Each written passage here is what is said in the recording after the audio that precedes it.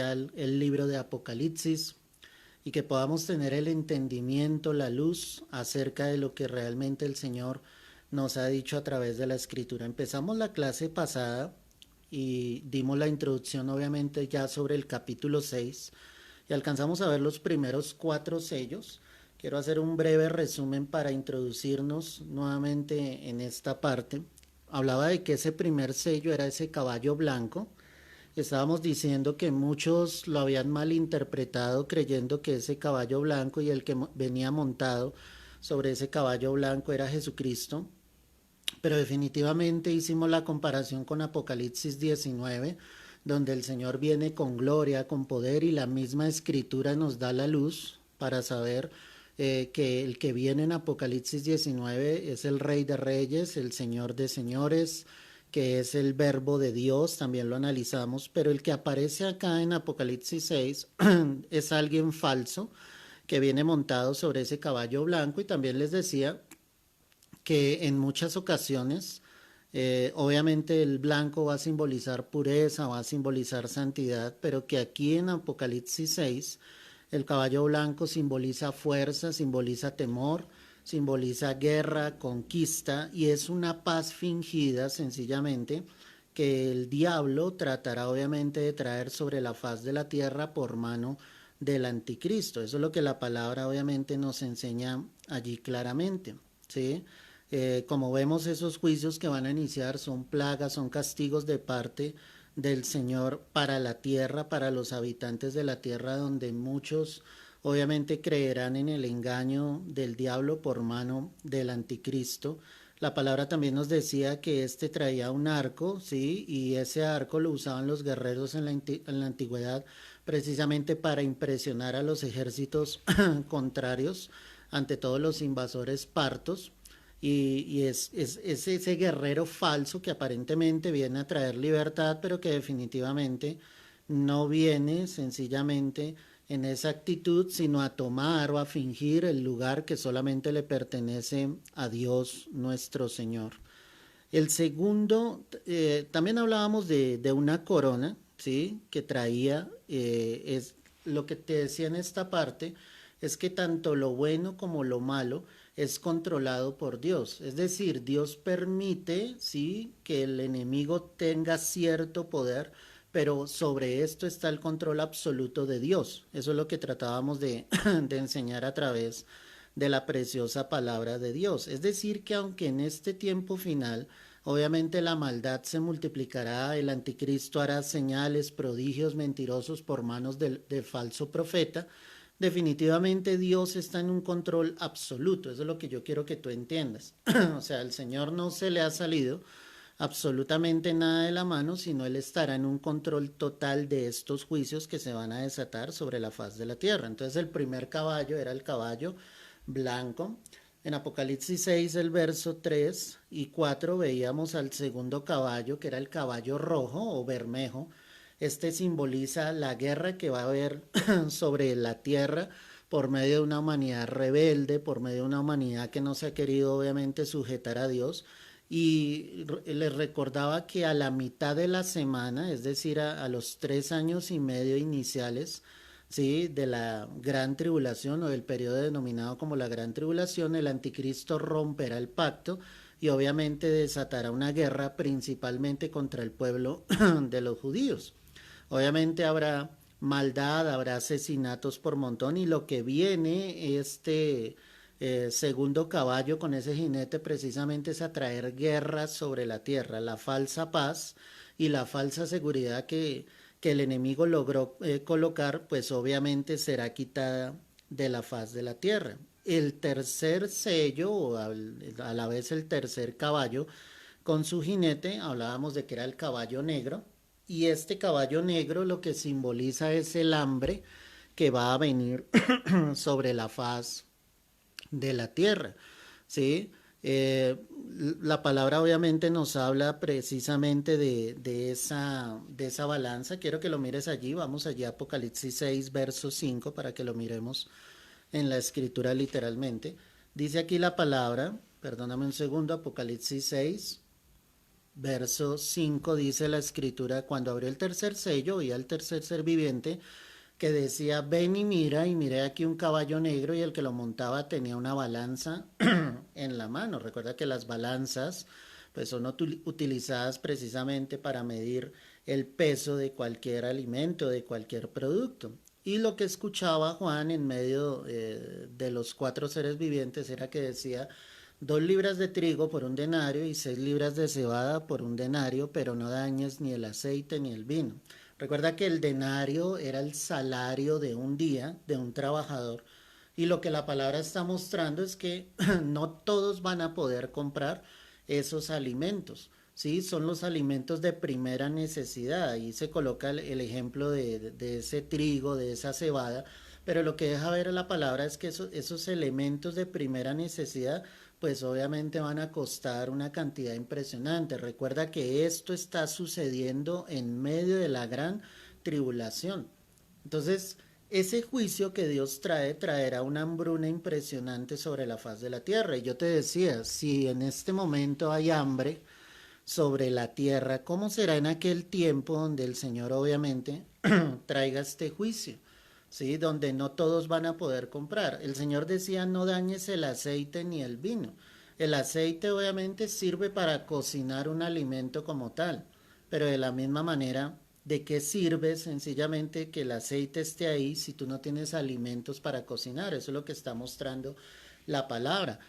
Habla del vino como un licor, pero ¿quién se va a poner a comprar licor cuando la necesidad en ese momento va a ser precisamente el hambre, saciar el hambre de cada persona que está sobre la faz de la tierra? Entonces la hambruna que va a venir en ese momento va a ser impresionante. Y el cuarto sello, que también es el cuarto caballo, hablábamos de ese caballo amarillo, mira el verso 7. Cuando abrió el cuarto sello, oí la voz del cuarto ser viviente que decía, ven y mira. Miré aquí un caballo amarillo y el que lo montaba tenía por nombre muerte y el Hades le seguía y le fue dada potestad sobre la cuarta parte de la tierra para matar con espada, con hambre, con mortandad y con las fieras de la tierra. Ese cuarto caballo, como la palabra lo dice allí, es amarillo y lo que simboliza es muerte totalmente, ¿sí? Ahí te explicaba algo que los gladiadores en el tiempo del César, al ir al combate les saludaban y le decían morituri te la salutan.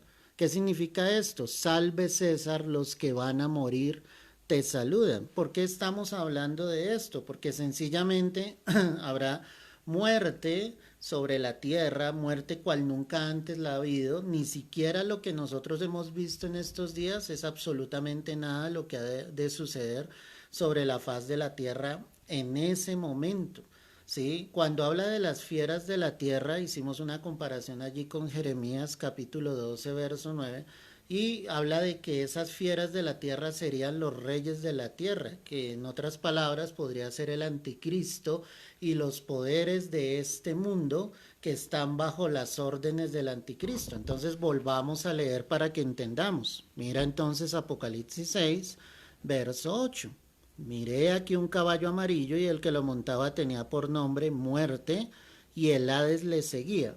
Ahí te hablaba de que ese Hades para los griegos era el lugar de los muertos, pero la palabra nos deja ver a través de la parábola del rico y Lázaro cómo sencillamente el rico fue echado allí en el Hades, que es un símbolo precisamente de un lugar de condenación. Entonces lo que la palabra está mostrando acá es que ese caballo, ese juicio de Dios por medio de ese jinete lo que hará es perseguir las vidas hasta llevarlas a la muerte, y lo que la palabra me está dejando ver es que al morir estos, obviamente no irán al lugar de eterno en el cielo, sino irán a un lugar de eterna condenación. Eso es lo que la palabra nos está dejando ver y eso es lo que tú y yo debemos comprender.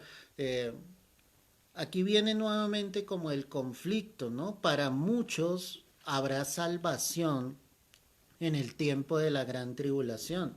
Yo ya te he dado argumentos bíblicos para que tú te puedas dar cuenta que hallar la salvación en medio de la gran tribulación para los gentiles, es decir, para los que no son pueblo judío, definitivamente no se podrá, y no podrá porque los gentiles no están esperando al Mesías prometido.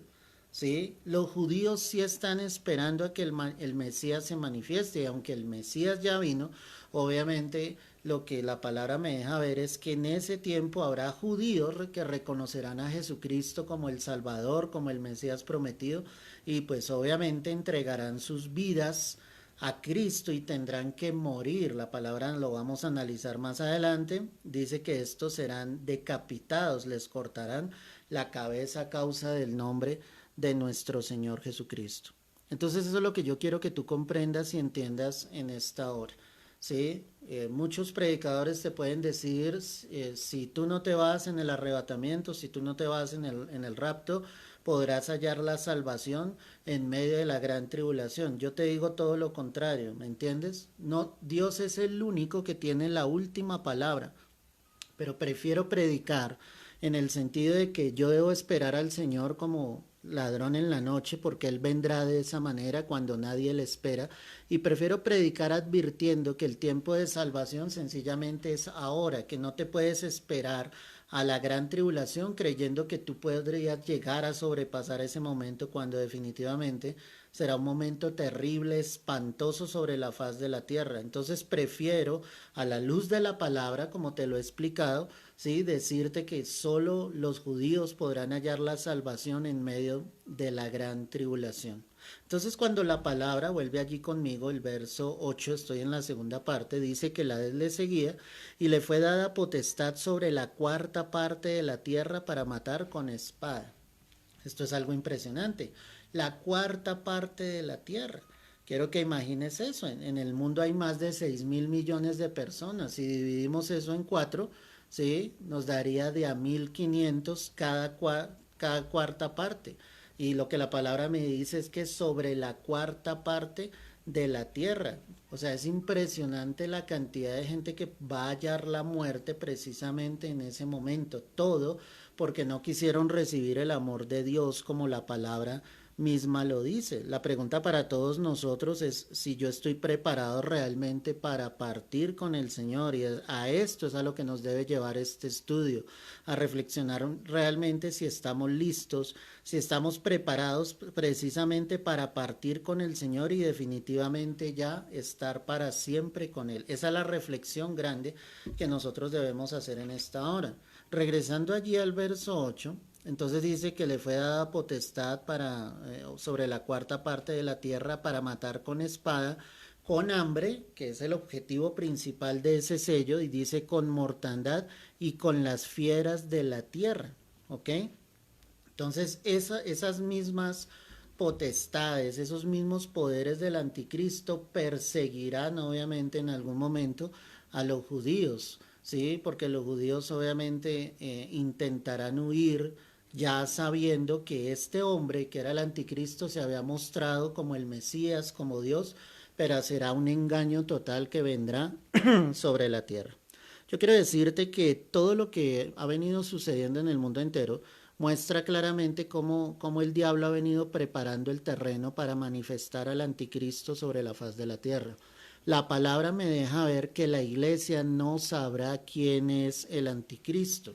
Y yo quiero que tú lo mires conmigo. Ve allí a primera carta del apóstol Pablo a los tesalonicenses para que comprobemos a la luz de la palabra lo que te estoy diciendo. Primera carta del apóstol Pablo a los tesalonicenses.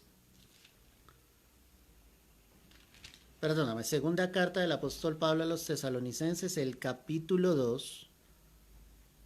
Y quiero que mires el verso 7. Bueno, miremos desde el 5 para entender un poco mejor. ¿No os acordáis que cuando yo estaba todavía con vosotros os decía esto?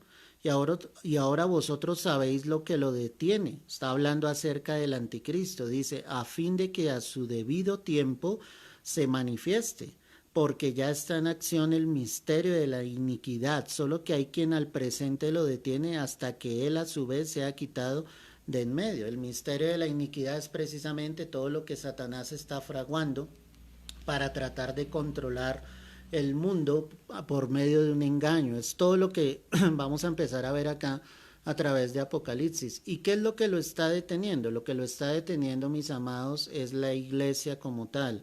Cuando la iglesia sea quitada de esta tierra, el anticristo se podrá manifestar, ¿sí? Antes no se va a manifestar. Ningún ser humano sobre la faz de la tierra puede decir con exactitud, este es el anticristo. ¿Sí? Solamente nosotros sabemos las referencias bíblicas a través de la palabra para poder saber cómo será ese hombre, pero la iglesia nunca sabrá quién es ese hombre, porque él solo se va a manifestar hasta que la iglesia sea quitado de en medio. ¿Sí?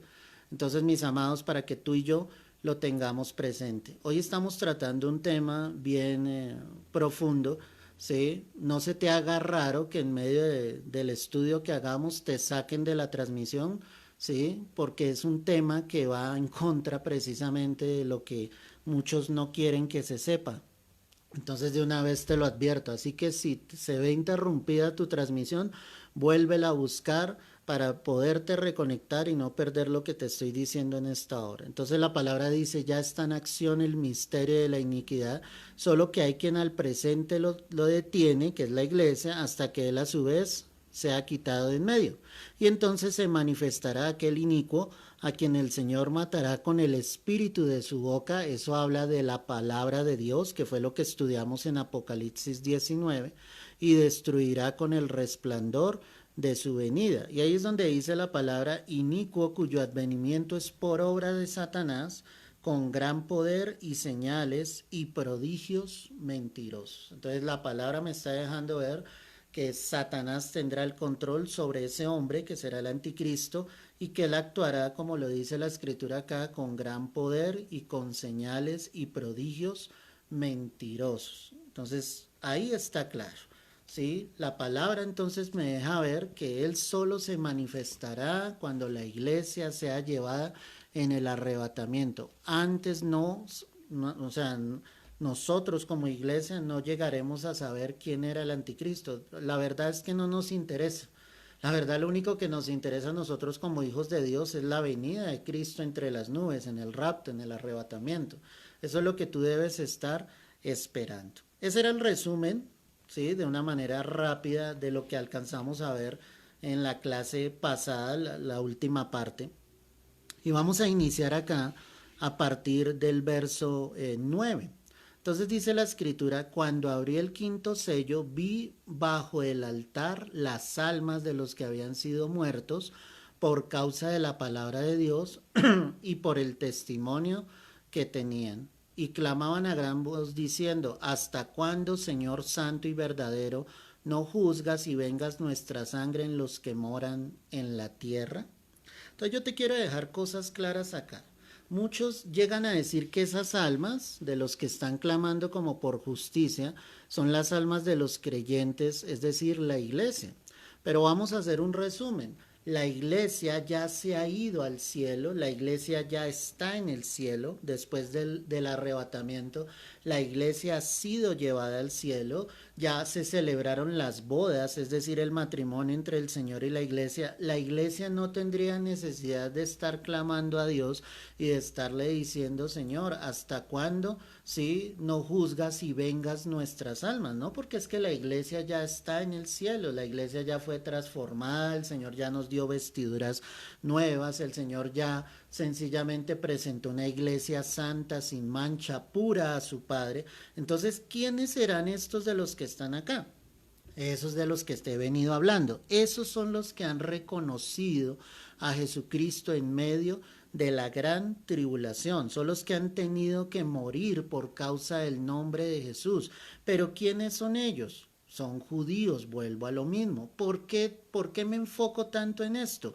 Por la profecía que veíamos en Daniel. Sin perder allí, quiero que vayas a Daniel capítulo 9 y analicemos a la luz de la palabra lo que el Señor nos está mostrando en esta noche. Entonces ve allí al libro de Daniel, el capítulo 9, y quiero que observes a partir del verso 25, para que entonces entendamos fielmente lo que la palabra nos está diciendo acá. Leamos a partir del 24. Dice, 70 semanas están determinadas sobre tu pueblo y sobre tu santa ciudad. Eso se lo estaba hablando ¿quién? Dios se lo estaba hablando a Daniel directamente. ¿Sí? Y él le está diciendo 70 semanas. Recuerda que te enseñaba en la clase pasada que para los judíos una semana no son 7 días como para nosotros. Para ellos una semana son 7 años. En otras palabras, el Señor le estaba diciendo 490 años están determinados sobre tu pueblo. ¿Cuál era el pueblo de Daniel? Sí, el pueblo judío. Y sobre tu santa ciudad. ¿Cuál es la santa ciudad? Pues Jerusalén. La palabra entonces me muestra y dice, para terminar la prevaricación y poner fin al pecado. En otras palabras, el Señor está diciendo para terminar con la maldad que hay sobre la tierra, para terminar con tanta injusticia que hay sobre la faz de la tierra. Eso es lo que estaba determinado, ¿sí? Entonces, sigamos leyendo, mira lo que dice la palabra. Y expiar la iniquidad para traer la justicia perdurable. Recuerda que la justicia perdurable solo puede ser traída por medio de nuestro Señor Jesucristo. Y esa justicia perdurable solo se evidenciará cuando Cristo regrese al final de la gran tribulación.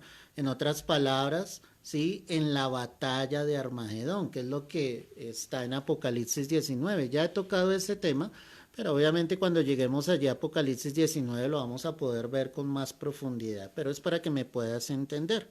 Entonces él dice, para poner fin al pecado y expiar la iniquidad, para traer la justicia perdurable y sellar la visión y la profecía y ungir al santo de los santos. ¿Quién es el santo de los santos? Pues el Señor, obviamente. Ahora, el Señor le decía acá, sabe pues y entiende Daniel que desde la salida de la orden para restaurar y edificar a Jerusalén hasta el Mesías príncipes, habrá 7 semanas y 62 semanas. Entonces entendamos esto. ¿Qué le dice? Desde la orden para restaurar y edificar Jerusalén. Eso es lo que nosotros vemos en el libro de Nehemías.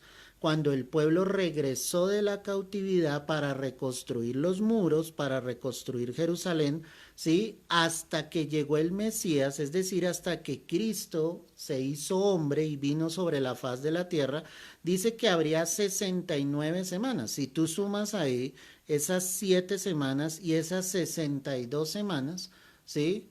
Son 69 semanas. Según lo que te estoy enseñando, si cada semana son 7 años, estamos hablando acá de 483 años. Multiplica 69 por 7 y ese es el valor precisamente que te va a dar. Ok, ¿cuántas semanas eran en total? Volvamos al verso 24. 70 semanas. 70 por 7 me da 490 años. Si desde la salida de la orden para restaurar Jerusalén hasta que Cristo vino, hubo 483 años, ¿cuántos años faltan? Faltan 7 años, que es precisamente la última semana, la semana de la gran tribulación que vendrá sobre la faz de la tierra. La semana que vendrá después de que el Señor venga por la iglesia. La semana donde habrá 3 años y medio iniciales de una falsa paz por medio del anticristo y los 3 años y medio finales, que es lo que estamos analizando en Apocalipsis 6, donde vendrán los juicios de Dios sobre la faz de la tierra. Entonces, ¿sobre quién es la profecía? Sobre el pueblo judío. ¿Quién va a ser el principal protagonista en ese momento? Pues el pueblo judío, precisamente, mis amados. Eso es lo que tienes que entender en esta hora. Entonces él le decía, voy a volver allí al verso 25, para los que están llegando, estoy en el libro de Daniel, capítulo 9, verso 25. Sabe pues y entiende que desde la salida de la orden para restaurar y edificar a Jerusalén hasta el Mesías príncipes habrá 7 semanas y 62 semanas. Se volverá a edificar la plaza y el muro, que dice la palabra, en tiempos angustiosos. Y después de las 62 semanas se quitará la vida al Mesías, mas no por sí. Eso ya pasó, claro, cuando llevaron a Jesucristo a la cruz. Entonces ahí dice, por sí mismo no, o sea, el pueblo, el mismo pueblo le quitaría la vida, que fue lo que pasó con nuestro Señor Jesucristo. Y dice aquí la palabra, y el pueblo de un príncipe que ha de venir destruirá la ciudad y el santuario, y su fin será con inundación. Eso sucedió históricamente en el año 70 después de Cristo, bajo las órdenes del general Tito. ¿Sí? Jerusalén fue hollada, fue destruida y obviamente pues ellos perdieron el privilegio grande que tenían sobre Jerusalén. Y dice la palabra, y su fin será con inundación y hasta el fin de la guerra durarán las devastaciones. Lo que la palabra está mostrando acá es que obviamente ese imperio romano, que fue el que tomó a Jerusalén por medio del general Tito, sería destruido. Y lo que se está esperando en este tiempo final es la restauración de ese nuevo imperio restaurado, ¿sí? Que vendrá con quién? Pues vendrá precisamente con el anticristo para tratar de instituir un periodo de un reinado total sobre la tierra. Un periodo donde sencillamente las naciones de la tierra le darán un poder absoluto, ¿sí? Al anticristo, porque encuentran en ese hombre la capacidad sencillamente de que es el que puede gobernar. Ahora te pongo en contexto, mira, si el rapto ha sucedido, el arrebatamiento, Cristo ha venido por la iglesia, ¿sí? Ese día va a ser un día de caos total sobre la tierra. Te lo voy a poner de esta manera. ¿Por qué? Porque habrá conductores que son cristianos y vendrá el Señor por ellos y habrá accidentes en las autopistas. Habrá pilotos que también conocieron del Señor y esos aviones se quedarán sin pilotos, también chocarán, obviamente caerán a tierra. En muchas actividades que se realizan a diario, obviamente hay responsabilidades donde desaparecerán los creyentes y sencillamente habrá un caos total. Como lo dice la palabra, habrán dos en el campo, uno será tomado, el otro será dejado, habrán dos en su cama, el uno será tomado, el otro será dejado, mostrando que en un matrimonio puede haber una persona que es creyente y la otra no ha creído en Cristo, pues partirá el que recibió a Jesús en su corazón y se quedará sencillamente el que no quiso recibir a Cristo en su corazón. Millones desaparecerán en el mundo entero. Entonces habrá un caos total en el mundo. El rapto no sucederá en un lugar en específico. El Señor levantará a todos sus hijos en el mundo entero, tanto en el mundo de Occidente como en el mundo de Oriente, en Sudamérica, en Europa, en Asia, en cada lugar de la tierra donde hayan creído en Jesucristo. El Señor se llevará a los suyos, se llevará a su iglesia y habrá un caos total. ¿Qué pasa en ese momento? Entonces en ese momento es cuando el anticristo se manifestará. ¿Sí me entiendes? Y tú conoces una organización que se llama la ONU, la Organización de Naciones Unidas, pues allí se reunirán los grandes mandatarios para saber qué decisión van a tomar, cómo van a explicar que han desaparecido millones en el mundo entero. No es casualidad, mis amados, que en días pasados nosotros hayamos escuchado la noticia que la NASA logró llegar a Marte por medio obviamente de unas naves, han fotografiado ya muchas cosas de las que están en Marte, entonces esa es la preparación perfecta para decir que en ese momento en que sea el arrebatamiento, seres de otro mundo se han llevado los habitantes de la Tierra. Eso es lo que va a suceder. Esa será la gran mentira que el diablo filtrará. Nada de lo que sucede en la tierra es casualidad, por eso el Hijo de Dios tiene que estar atento con sus ojos y atento con sus oídos a todo lo que está viendo y a todo lo que está escuchando, porque ya Dios no lo ha advertido, porque ya el Señor no lo ha dicho. Si ha habido predicadores, tristemente, que han dicho que los extraterrestres sí existen y lo han llevado a la luz de la palabra, supuestamente manipulando las escrituras, ¿cuánto más hará el diablo por medio del anticristo trayendo esa manipulación y haciendo creer a muchos que efectivamente son seres de otro mundo los que se habrán llevado los personajes o las personas de esta tierra? Entonces, toda esa es la preparación para esa última semana, para esos últimos 7 años, que son lo que estamos viendo allí en Apocalipsis. Pero te estoy enseñando lo que dice esta profecía porque es necesario que tú lo comprendas. Ahora, dice el verso 27, y por otra semana, ojo con esto, ¿cuánto tiene una semana? 7 años para los judíos, está hablando el Señor al pueblo judío. Y por otra semana y por otros 7 años confirmará el pacto con muchos. ¿Cuál es ese pacto? Es ese pacto de paz. Es ese pacto que el anticristo firmará con el pueblo de Israel, donde estará prohibido agredir al pueblo de Israel. Israel desde siempre ha sido una nación que ha estado en un conflicto total con todos sus vecinos, con los palestinos, con Irán, con Irak, con todos los árabes. Le han tratado de agredir, perdóname, otras naciones de la tierra, pero Dios siempre ha levantado bandera delante de ellos. Lo que está mostrando la palabra acá es que ese será el plan perfecto del anticristo. Entonces él llegará a firmar un tratado de paz, donde obviamente no habrá guerra sobre Israel, y lo más seguro, mis amados, es que no haya guerra en todo el mundo. Por eso cuando veíamos allí en Apocalipsis 6, desde el verso 1, y encontrábamos ese caballo blanco con ese jinete, pues ese venía a traer una falsa paz. ¿Te das cuenta? Pero después, obviamente, habrá mortandad, después habrá guerra, después habrá hambruna.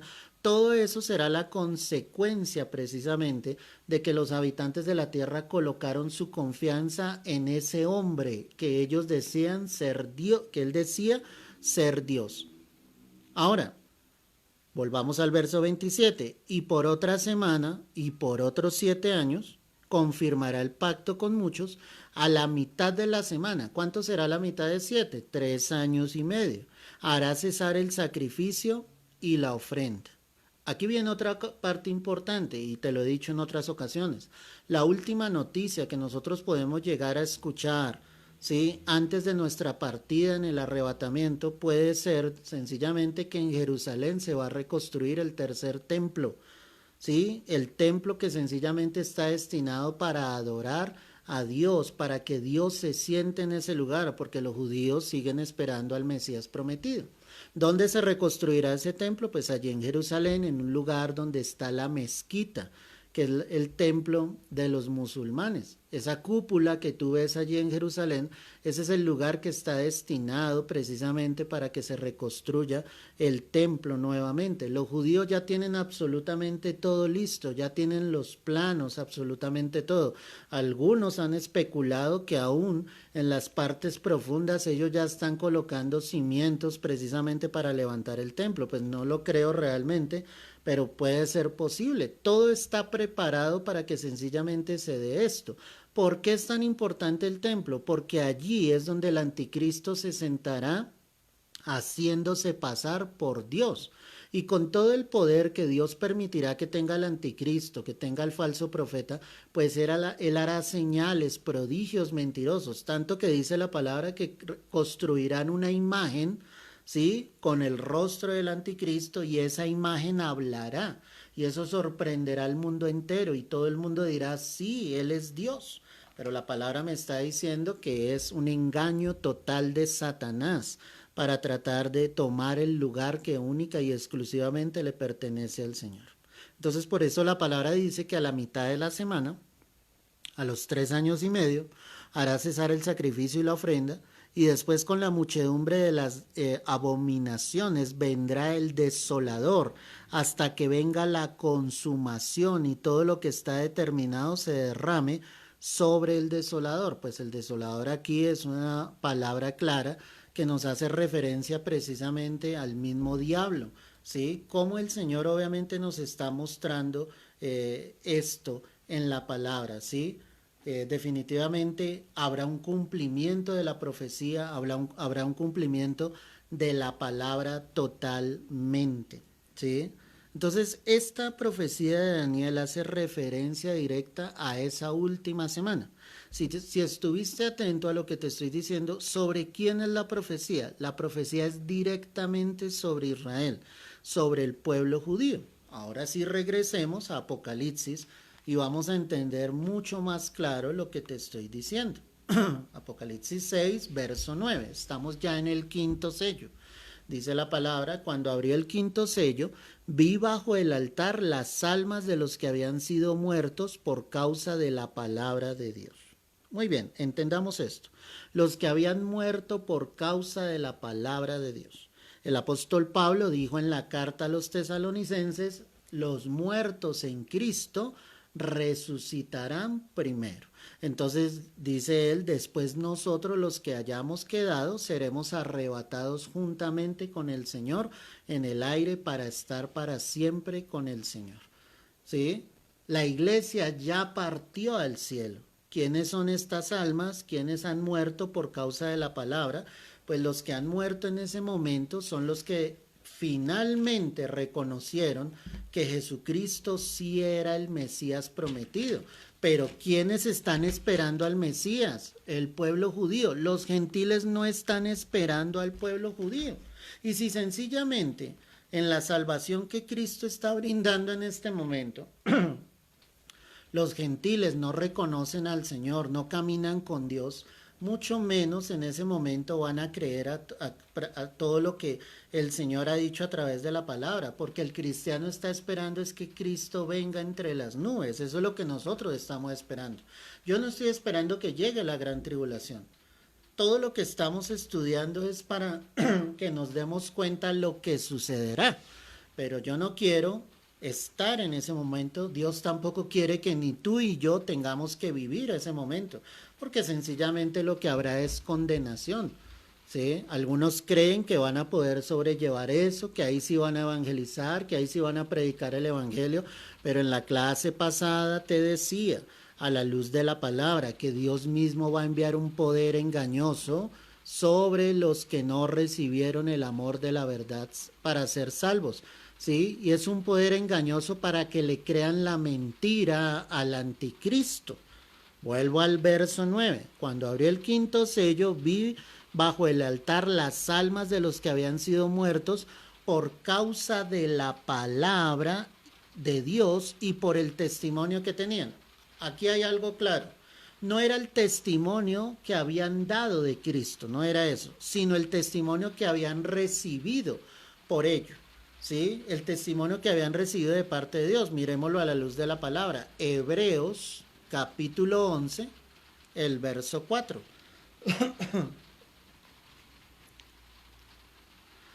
Hebreos 11:4. Por la fe Abel ofreció a Dios más excelente sacrificio que Caín, por lo cual alcanzó testimonio de que era justo, dando testimonio de sus ofrendas, y muerto aún habla por ella.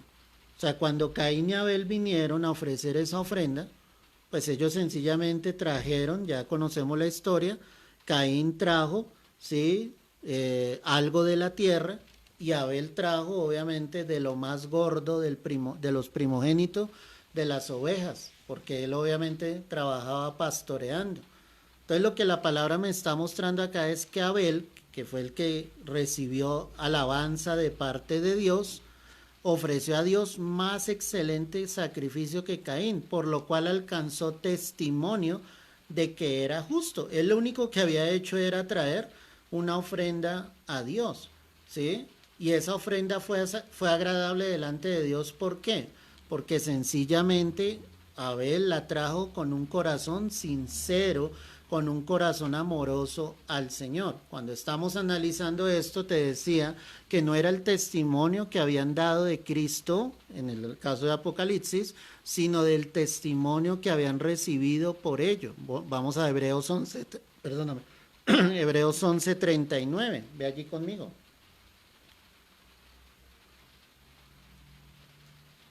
Cuando está hablando de todos estos hombres de fe, dice, y todos estos, aunque alcanzaron buen testimonio mediante la fe, no recibieron lo prometido. O sea, habían promesas de Dios, ¿sí? Pero ellos murieron, como lo dice la palabra, viéndolo desde lejos. O sea, lo único que hicieron fue creer, pero esa fe llevó a que sus generaciones sencillamente recibieran lo que Dios les había prometido. Cuando comparamos esto a lo que te estoy diciendo, ese testimonio era de parte del Señor. O sea, el Señor finalmente se manifiesta la vida de los que han recibido a Cristo en medio de la gran tribulación. Y ellos dicen en el verso 10, estoy en Apocalipsis 6, el verso 10, y clamaban a gran voz diciendo: ¿hasta cuándo, Señor, santo y verdadero, no juzgas y vengas nuestra sangre en los que moran en la tierra? Entonces vuelvo a lo mismo, muchos llegan a decir que esos son los que han muerto por todas las eras de la humanidad y que están pidiendo sencillamente que el Señor juzgue y vengue su sangre, pero es que los que murieron a través de toda la historia de la humanidad en el momento del arrebatamiento ya se han ido al cielo, ya están con el Señor. Entonces estos son los que mueren en la gran tribulación. Recuerda que Apocalipsis no es un libro que esté siendo escrito cronológicamente, o sea, los eventos no es que vayan sucediendo uno tras otro, no. O sea, eso es lo que tenemos que analizar y ver a través de la luz de la palabra. Entonces, vuelvo al verso 10 y dice: y clamaban a gran voz diciendo: ¿hasta cuándo, Señor, santo y verdadero, no juzgas y vengas nuestra sangre en los que moran en la tierra? Miremos un momento Apocalipsis 20, el verso 4.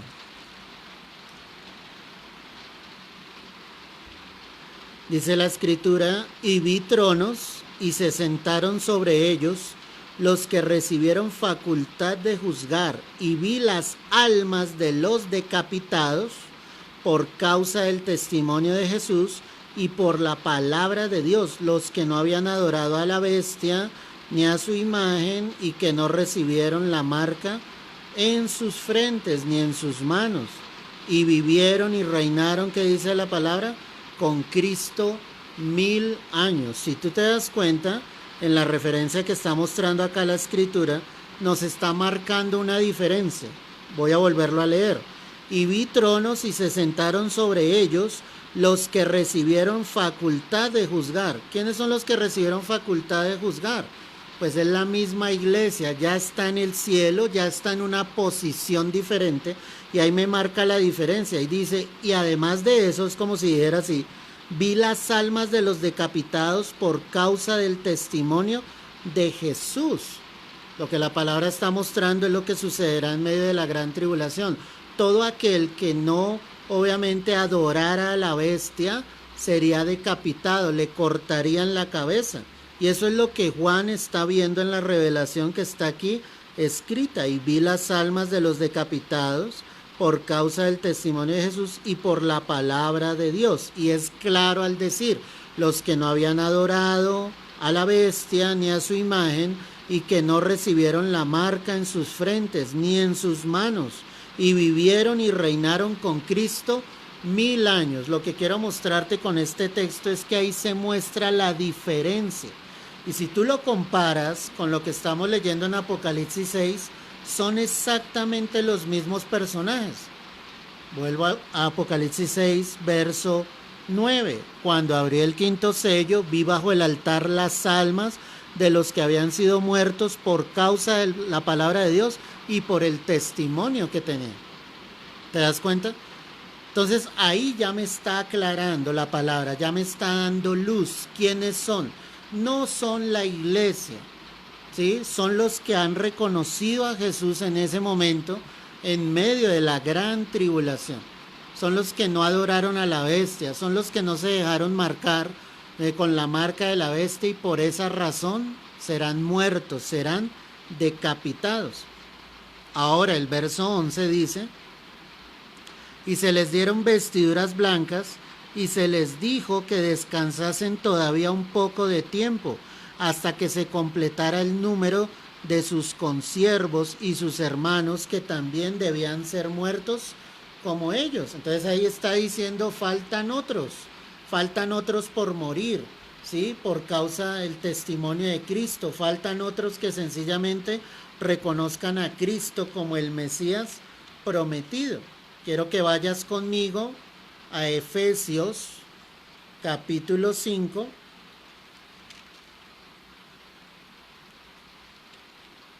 Leamos desde el verso 25. Efesios 5:25. Dice la palabra: maridos, amad a vuestras mujeres, así como Cristo amó a la iglesia y se entregó a sí mismo por ella. Y mira lo que dice acá: para santificarla, habiéndola purificado en el lavamiento del agua por la palabra, a fin de presentársela a sí mismo, una iglesia gloriosa, que no tuviese mancha ni arruga ni cosa semejante, sino que fuese, que dice ahí, santa y sin mancha. La palabra está diciendo a fin de que Jesús mismo se presentase a él una iglesia santa, una iglesia sin mancha, una iglesia gloriosa, una iglesia que sea perfeccionada, obviamente, allí cuando el Señor venga en el arrebatamiento. La palabra misma entonces nos deja ver cómo el Señor en el momento del arrebatamiento nos transformará, quitará estas vestiduras de pecado y obviamente nos dará vestiduras santas para presentarnos obviamente rectos, justos delante del Padre. También te quiero mostrar otro texto para que te des cuenta lo que la palabra nos deja ver, ¿sí? Mira lo que dice la Escritura. Ve allí conmigo inicialmente a primera carta del apóstol Pablo a los Corintios. Y quiero que mires específicamente el capítulo 14.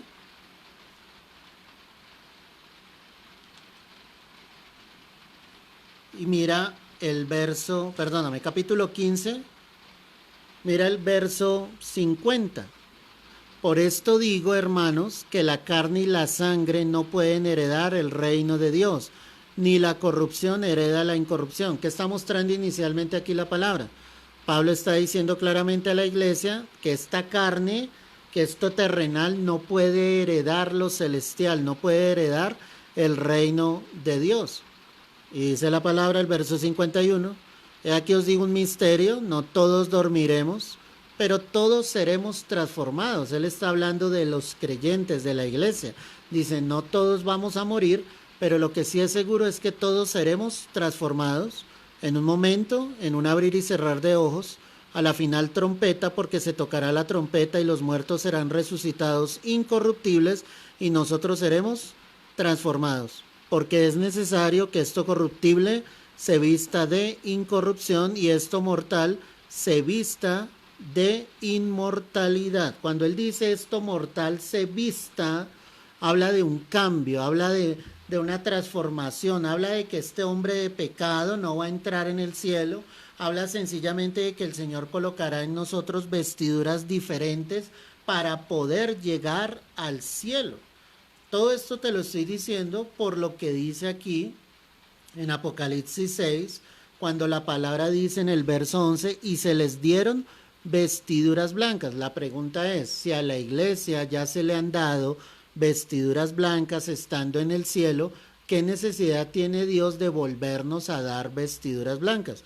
Todo lo que te estoy diciendo es apoyando bíblicamente, ¿sí? Que en medio de la gran tribulación, los que aparecen acá, que le están pidiendo al Señor que haga justicia, son los que han muerto en medio de la gran tribulación. Por eso dice, y se les dieron vestiduras blancas, y se les dijo que descansasen todavía un poco de tiempo, hasta que se completara el número de sus consiervos. Ojo con esto, de sus consiervos y sus hermanos que también habían de ser muertos como ellos. ¿Por qué? Porque entregaban su vida por Cristo, porque reconocían al Mesías. La esencia para que tú identifiques esto es que el pueblo judío está esperando al Mesías.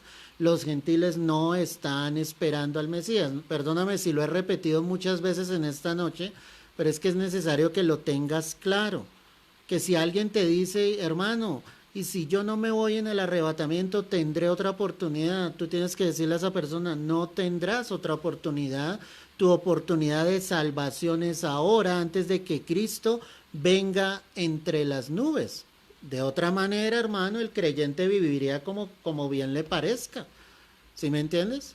Uno no se guardaría para el Señor, no anhelaría la venida del Señor. En vano Pablo habría escrito, ¿sí?, que él le daría la corona de gozo, ¿sí?, a todos los que precisamente, perdóname, la corona de justicia a todos los que aman la venida del Señor, en vano él habría escrito eso, no tendría sentido. O sea, el sentido literal es que efectivamente, sí, haya una iglesia esperando a que Cristo venga, haya una iglesia guardándose para Él, santificándose día tras día en el Señor y anhelando obviamente que el Señor nos lleve entre las nubes para siempre. Ese es el objetivo principal, que la iglesia esté esperando al Señor. Entendemos esto, claro, ¿no? Entonces mira lo que dice el verso 12. Miré cuando abrió el sexto sello, y ya entramos al sexto sello, y dice aquí la palabra, y aquí hubo un gran terremoto y el sol se puso negro como tela de silicio y la luna se volvió toda como sangre. Acá hay cosas interesantes. Ese terremoto del cual habla acá la palabra, pues obviamente Juan dice, y hubo un gran terremoto. Lo que la palabra está mostrando aquí claramente es que ese terremoto será precisamente sobre toda la tierra. Escúchame bien lo que te estoy diciendo. Si un terremoto es terrible sobre una ciudad, ¿cómo será un terremoto sobre toda la expansión de la tierra? Que toda la tierra tiemble. ¿Te imaginas eso, mis amados? ¿Cómo será impresionante? ¿Cómo sencillamente eh, Dios sacudirá la tierra? ¿Cómo el Señor obviamente quitará como los pies, la firmeza del hombre de sobre la faz de la tierra en ese instante? Cuando nosotros vemos la escritura, entonces vemos que habrá ese gran terremoto, pero además de eso dice que el sol se puso negro. Mira, por ejemplo, Éxodo 10, verso 21. A ver qué dice aquí la palabra. Éxodo 10, verso 21. Y dice la escritura, Jehová dijo a Moisés, extiende tu mano hacia el cielo, para que haya tinieblas sobre la tierra de Egipto, tanto que cualquiera las palpe. Y extendió Moisés su mano hacia el cielo, y hubo densas tinieblas sobre toda la tierra de Egipto, que dice la palabra, por 3 días. Si alguno se pregunta si es difícil de que esto suceda, pues quiero decirte que eso ya sucedió en la antigüedad, desde las mismas plagas, ¿sí? Porque las tinieblas fue una de las plagas que el Señor precisamente permitió sobre Egipto, y hubo 3 días de total oscuridad, 3 días totales de oscuridad sobre la faz de la tierra. La palabra me está diciendo acá en Apocalipsis que el sol precisamente se puso negro. Mira otra referencia, Mateo 27, verso 45, ve allí conmigo. Mateo 27, verso 45.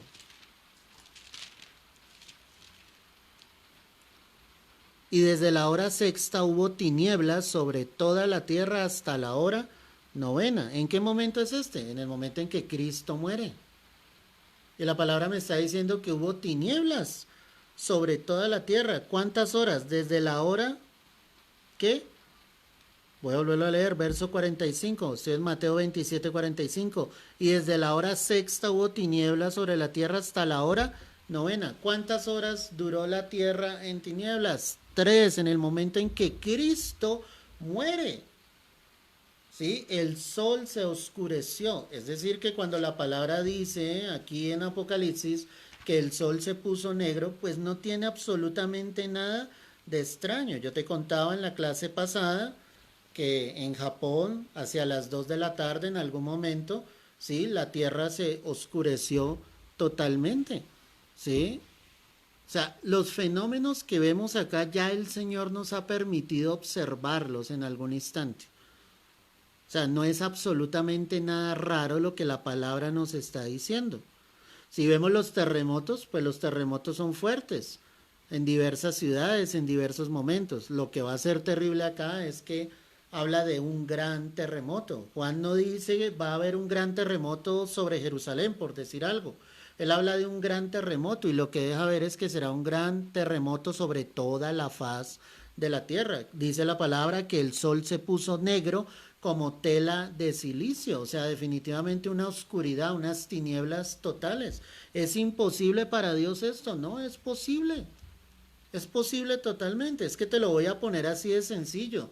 Cuando tú ves que la lluvia va a venir, pues tú ves los arreboles, como el Señor se lo criticaba a los mismos fariseos y le decía, ustedes saben distinguir, ¿sí? Cuándo va a llover, pero no saben distinguir las señales del cielo, lo que el Señor está mostrando, cómo el Mesías se había manifestado a ellos. Eso es lo que tú tienes que darte cuenta y entender aquí claramente a través de la palabra. Pero no solamente sucederá eso, dice la palabra, y la luna se volvió toda como sangre. En los últimos tiempos nosotros hemos visto eclipses, donde la luna se ha vuelto como sangre, es decir, ha tomado una tonalidad roja. ¿Será falso lo que dice la escritura? ¿Será falso lo que el Señor está mostrando en la palabra? De ninguna manera. Quiero que mires Ezequiel, libro del profeta Ezequiel, el capítulo 32, el verso 7. Mira lo que dice la palabra. Ezequiel 32, verso 7.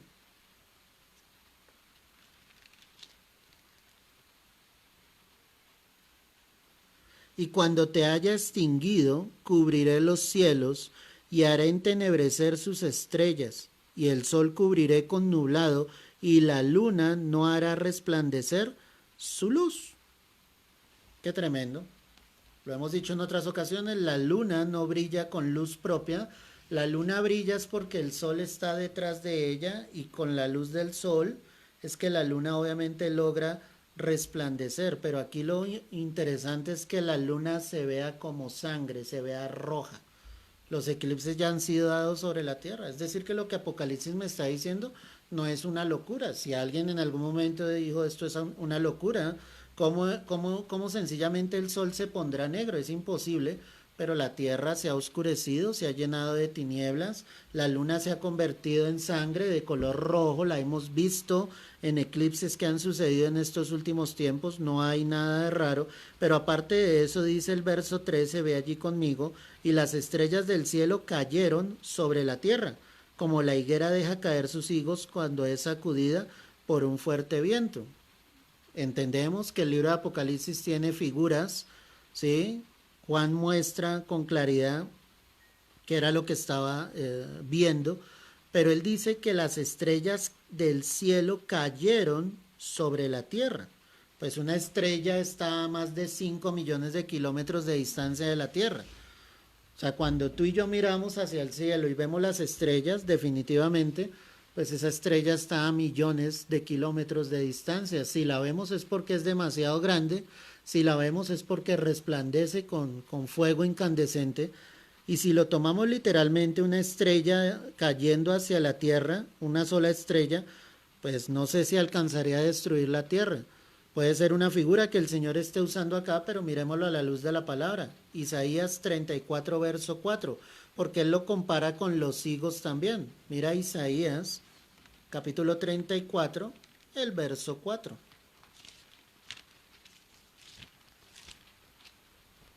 Dice la palabra del Señor.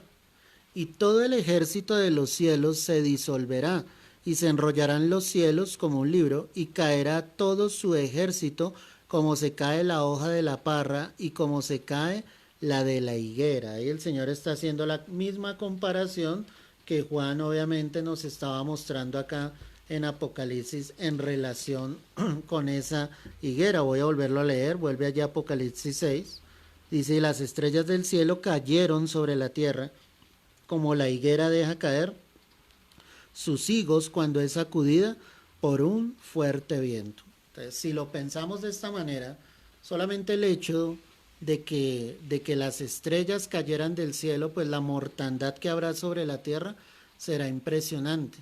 Yo no sé si tú le puedes dar la trascendencia a lo que el Señor nos está enseñando en esta noche, porque el solo hecho de pensar en esto, si alguien solamente con una fuerte lluvia, su corazón se atemoriza, si alguien cuando cae granizo del cielo sentimos cierto temor, cierto miedo, obviamente de sentir al Señor en su furor, porque el libro de Job dice claramente que el trueno declara la indignación. Quiero que lo mires para que te des cuenta, Job capítulo 36, para que tú te des cuenta, pues que el Señor lo dice claramente a través de la palabra, o sea, Todas las cosas que suceden en esta tierra no es casualidad. El Señor muestra exactamente pues eh, todas las cosas. Mira lo que dice la palabra, Job 36, el verso 33.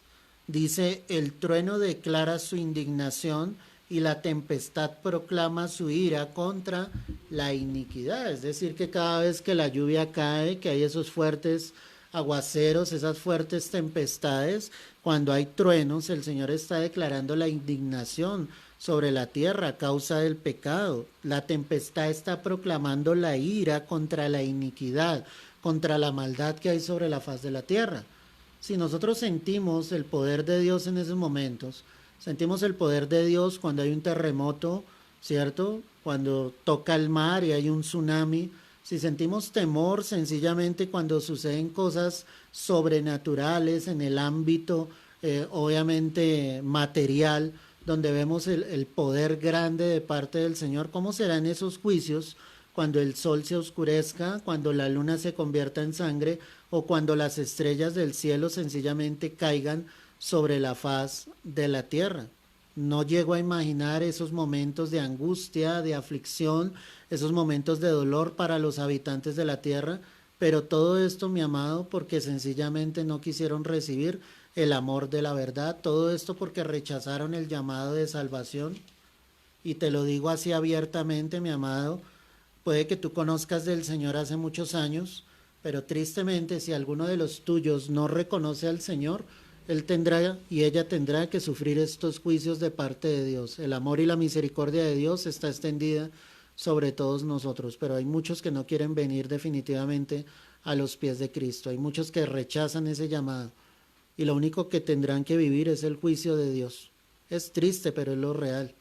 No porque Dios sea malo, no porque Dios no los ame, no. Dios ha brindado cantidad de oportunidades. Antes de que yo llegase a los pies de Cristo, el Señor me había entregado cantidad de oportunidades y yo lo había rechazado. Hice burla del Evangelio, hice burla de los cristianos, de los evangélicos. ¿Me entiendes? Pero cuando Cristo definitivamente tocó mi vida, pues entendí que había cometido grandes errores, que Él solo estaba brindando su amor, que Él solo estaba manifestando su poder y su gloria sobre mi vida, y que lo único que Él quería era llegar a mi corazón. Lo único que Dios quiere es llegar al corazón de cada persona.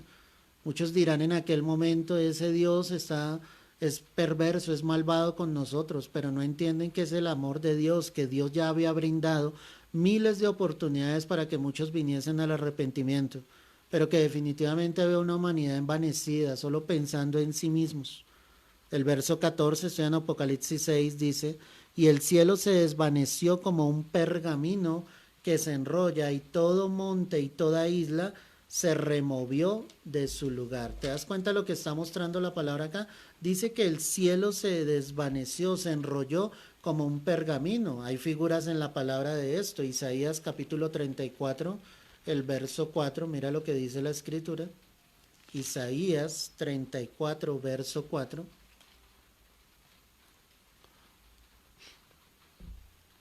Y todo el ejército de los cielos se disolverá y se enrollan los cielos como un libro, y caerá todo su ejército como se cae la hoja de la parra y como se cae la hoja de la higuera. Y nuevamente está la figura de que se enrollan los cielos como un libro. ¿Te acuerdas lo que enseñábamos en la iglesia de Pérgamo, donde tenían esa gran biblioteca? Eran pergaminos, y esos pergaminos obviamente lo que hacían era enrollarse en una barra horizontal, se abrían, se cerraban, y la figura que el Señor está entregando acá es precisamente que el cielo se enrollará. ¿Qué quiere decir esto? Volvamos allí a Apocalipsis capítulo 6. Dice entonces la escritura, el verso 14, y el cielo se desvaneció como un pergamino que se enrolla. O sea, si a veces nosotros vemos cosas tremendas en el cielo, ¿cómo será en aquel momento cuando los cielos definitivamente estén en este momento de juicio, en este momento que el Señor traerá sobre la faz de la tierra? La clase pasada también hablábamos de cómo en varias partes del mundo se han escuchado trompetas en el cielo. Esa es la advertencia de Dios definitivamente de que los juicios se acercan.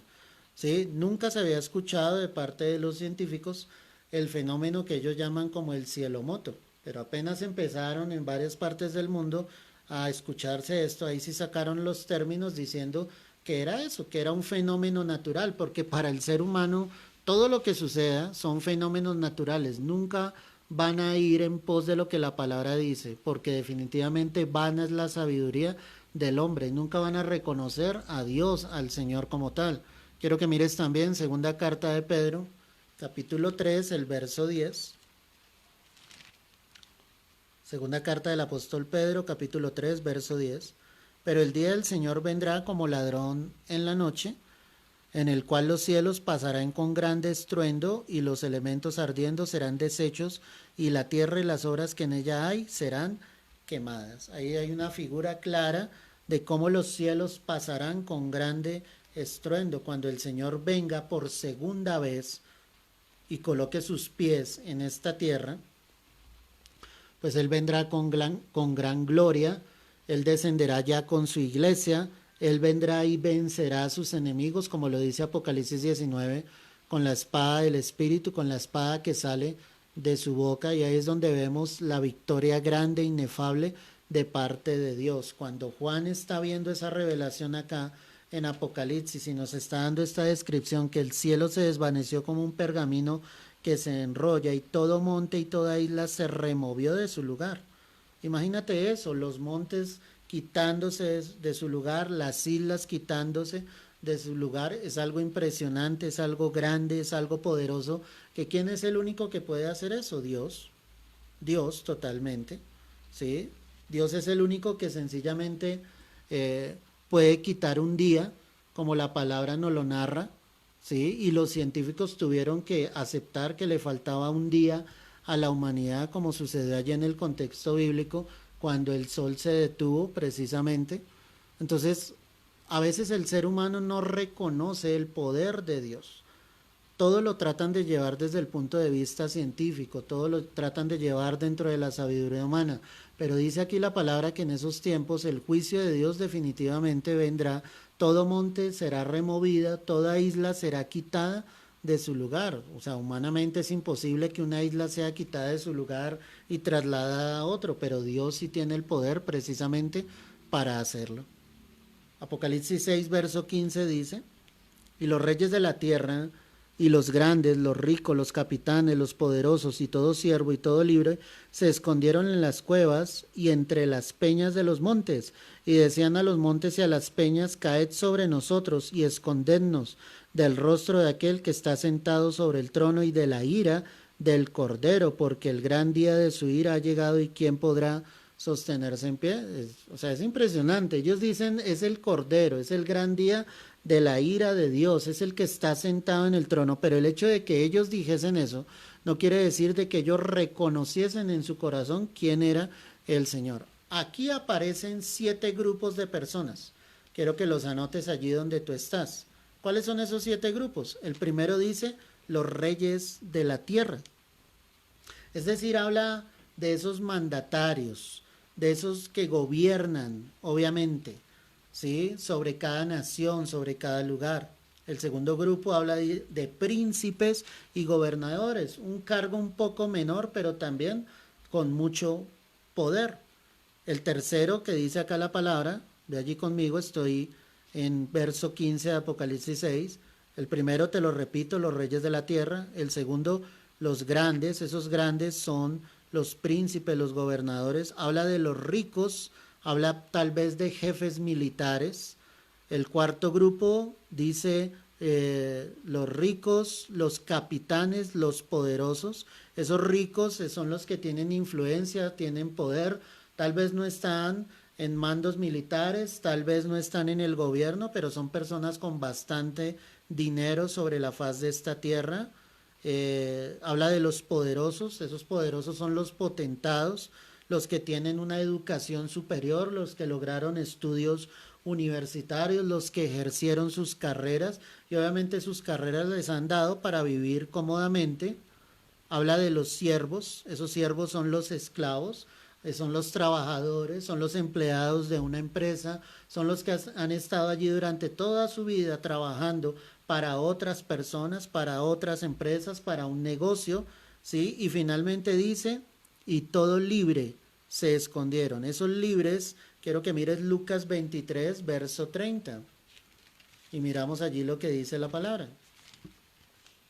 Lucas 23, verso 30 dice la escritura, entonces comenzarán a decir a los montes, caed sobre nosotros, y a los collados, cubridnos. El mismo Señor Jesucristo estaba profetizando lo que sucedería con cada uno de estos grupos. Entonces son 7 grupos, te los recuerdo, los que aparecen allí en Apocalipsis 6, verso 15. Reyes, príncipes, jefes militares, ricos, potentados, esclavos y libres. Esos libres son los que tienen su propio negocio y obviamente pues no dependen de una empresa, no dependen de un jefe directo y por eso precisamente se les llama libres. Pero ¿qué dice aquí la palabra? Que ellos mismos decían, a los montes y a las peñas caigan sobre nosotros y escóndanos del rostro de aquel que está sentado sobre el trono y de la ira del Cordero.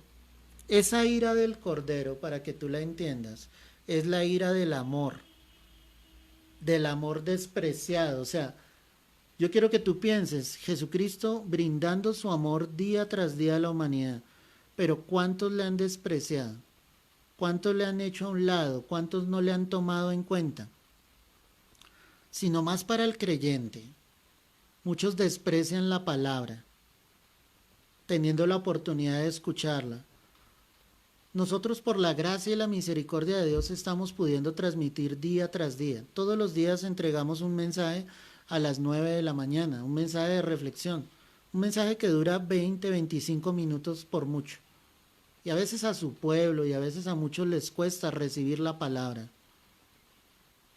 Muchos desprecian el amor de Dios, muchos lo tienen en poco, muchos no tienen el tiempo, muchos están ocupados en sus muchas obligaciones, están cansados, tienen pereza, desprecian sencillamente el amor de Dios. Por eso esa ira del Cordero es la ira del amor, de un amor despreciado, de alguien que ha sido pisoteado 1 y 1000 veces, de alguien que sencillamente ha sido tenido en poco, de alguien que sencillamente poco importa, porque cuando tú tienes un amor por alguien, tú demuestras ese amor con todo tu corazón.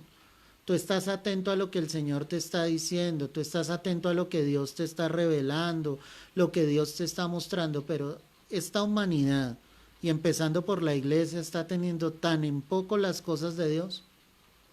Tienen en poco su palabra, tienen en poco su sacrificio, tienen en poco el hecho de adorar a Dios, de leer su palabra, de hablar con Él, de entrar y orar y de terminar un tiempo para buscar la presencia de Dios.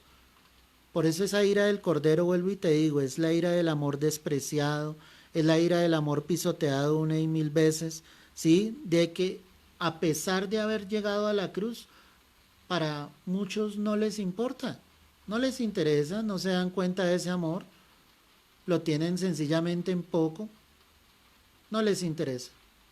Cuando ellos dicen la ira del Cordero, no es que estuvieran reconociendo que Él era Dios. Ellos reconocían que había alguien superior, que había alguien supremo. Pero por eso la palabra habla de la ira del Cordero, de ese amor que sencillamente muchos no quisieron recibir. La palabra dice entonces acá, porque el gran día de su ira ha llegado, ¿y quién podrá sostenerse en pie? Muy pocos podrán sostenerse en pie. Joel capítulo 2, quiero que vayas allí conmigo. Joel capítulo 2, el verso 11. La pregunta para ti y para mí es, ¿de qué manera nosotros estamos recibiendo el amor del Señor? ¿Lo estamos valorando? Joel capítulo 2, verso 11. Y mira lo que dice la escritura acá.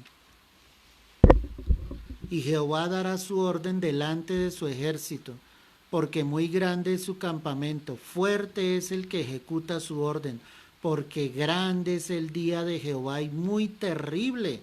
Y pregunta, ¿quién podrá soportarlo. El día de su ira llegará sobre la faz de la tierra. ¿Quién podrá sostenerse en pie? Nadie. Muchos huirán sencillamente a los montes, le dirán a las peñas que les escondan de esa ira que está viniendo. Y apenas han sucedido 6 juicios de parte de Dios y mira todo lo que ha pasado.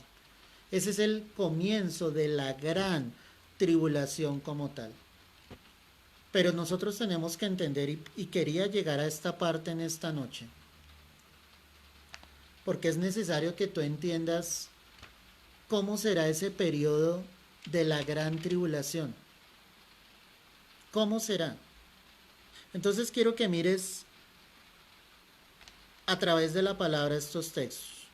Mira Apocalipsis 12, verso 12. Apocalipsis 12, verso 12.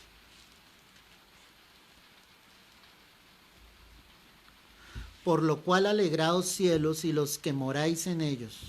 Ay de los moradores de la tierra y del mar, porque el diablo ha descendido a vosotros con gran ira, sabiendo que tiene poco tiempo.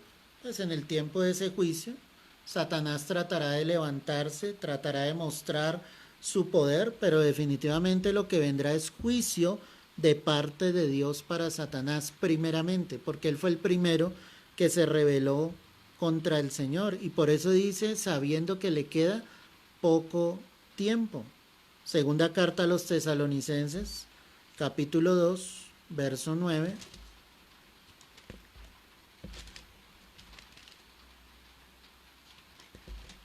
Segunda carta a los Tesalonicenses, capítulo 2, verso 8 y 9, dice la palabra: y entonces se manifestará aquel inicuo a quien el Señor matará con el espíritu de su boca y destruirá con el resplandor de su venida, inicuo cuyo advenimiento es por obra de Satanás con gran poder y señales y prodigios mentirosos. ¿Quién es ese inicuo? Ya habíamos leído este texto.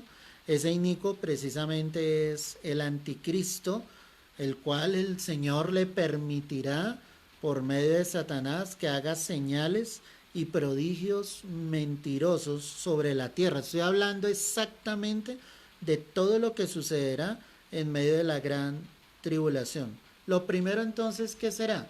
Habrá una trinidad falsa. Ya te lo había dicho también en la clase pasada. Satanás intentará crear su propia trinidad. ¿Sí? Satanás intentará manifestarse como lo hace Dios, por medio del Padre, del Hijo y del Espíritu Santo. Si tú quieres mirarlo, allí en Apocalipsis capítulo 13, Apocalipsis 13, verso 4. Y adoraron al dragón que había dado autoridad a la bestia, y adoraron a la bestia diciendo: ¿quién como la bestia? ¿Y quién podrá luchar contra ella? Entonces identifiquemos qué personajes aparecen ahí. El dragón es Satanás.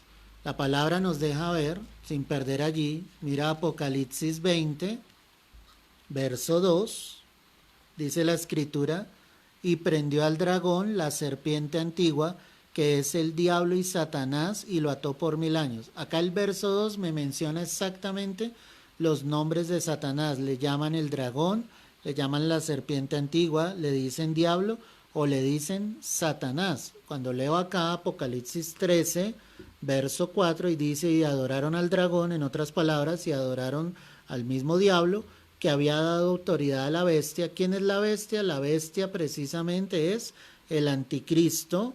Y dice: y adoraron a la bestia. Eso es lo que dicen los habitantes de la tierra en aquel momento de la gran tribulación. Y dice: y adoraron a la bestia, diciendo: ¿quién como la bestia? ¿Y quién podrá luchar contra ella? En otras palabras, diciendo: ¿quién como el anticristo? ¿Quién como este ser supremo? Como el Mesías, porque así le van a denominar en aquel tiempo. Y dice: ¿quién podrá luchar contra ella? Entonces Satanás intentará tener una trinidad falsa. ¿Cuál es esa trinidad? Satanás en cabeza, el anticristo, el segundo al mando, y el tercero, el falso profeta. ¿Sí? Lo segundo que queremos ver acá es que habrá una encarnación falsa.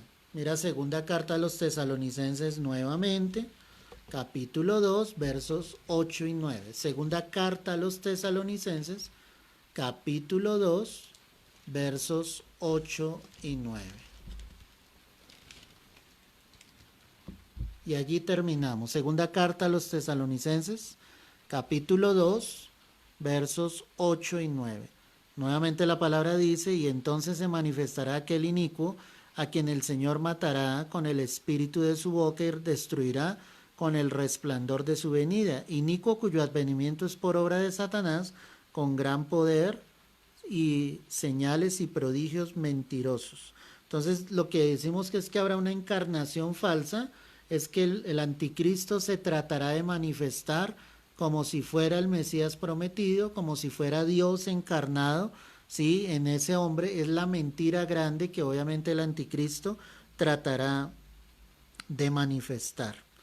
Para la próxima clase, mis amados, porque ya por tiempo no alcanzamos, te voy a seguir diciendo todo el entorno de lo que es la gran tribulación, porque esto es importante que tú y yo lo comprendamos. También entiendo que hay conexiones que están como fallando, porque algunos salen y entran de la transmisión.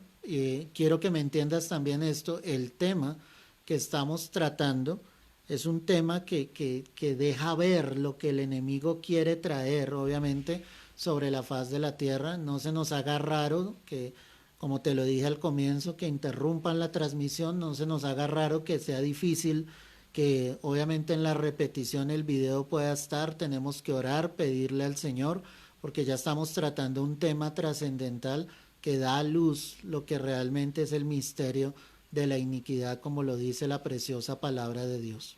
Lo cierto con esta clase es que los juicios de Dios vendrán sobre la tierra. Muchos tratarán de esconderse de esa ira de Dios, pero definitivamente la ira del Cordero alcanzará a todos. Y eso es la parte impresionante, es la ira del amor despreciado, de sencillamente de un amor pisoteado una y otra vez. Nosotros como hijos de Dios no podemos hacer lo mismo. Nosotros como hijos de Dios tenemos que pedirle al Señor de que nos ayude a caminar hasta el final en rectitud y que estemos esperando, es el arrebatamiento, que tú no estés esperando que el Señor venga y si tal vez tú no partes, que puedas hallar la salvación en medio de la gran tribulación, porque vuelvo y te repito, no la podrás hallar. Padre, quiero darte gracias por esta noche, Señor. Sé que tú levantas bandera delante de nosotros. Te pido que reveles tu gloria, Señor.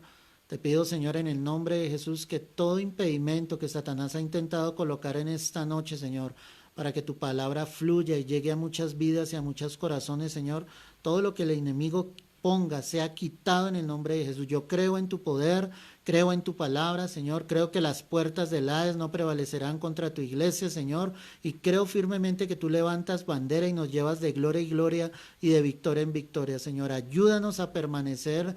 Quita, Señor, todo engaño del enemigo en la vida de tus hijos para no recibir la enseñanza que tú estás trayendo sobre todos nosotros. A ti te damos la gloria, a ti te damos la honra en esta hora, Señor, y te damos las gracias a ti, al único que vive y reina por los siglos de los siglos, es en Cristo Jesús.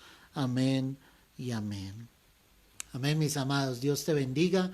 Te aconsejo que vuelvas a escuchar la clase, que tomes apuntes y que la compartas también con otros. Que el amor de Jesucristo reine sobre tu vida y que tú y yo estemos día a día preparándonos para la gloriosa venida de nuestro Señor Jesucristo. Un abrazo, Dios te guarde y te bendiga. Estaremos el próximo viernes con el capítulo 7 y terminando la introducción que te estaba dando acerca de la gran tribulación. Así que prepárate porque más cosas poderosas vienen que Dios nos va a enseñar. Dios te guarde y te bendiga grande y poderosamente.